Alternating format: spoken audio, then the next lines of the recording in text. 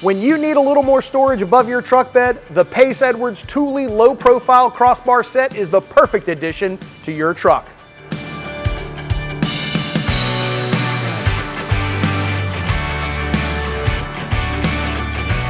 Let's be honest, the main reason you have a truck is to haul things, but sometimes you need a little more room. That's where the Pace Edwards low profile Thule crossbar set comes in handy.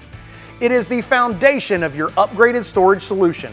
This crossbar set mounts up and out of the way of your truck bed, allowing you to still have bed access and use a tonneau cover. You can load your truck bed with coolers, tents, and chairs, while the modular rail allows you to carry your kayaks, mountain bikes, or even a basket for extra storage above your cover for those long adventures. Made of extruded aluminum, these rails are built to last. They offer 200 pounds of support and have an aerodynamic shape for added wind resistance. Installation is fairly straightforward. The kit includes 4 towers with locks, along with 2 crossbars and mounting hardware.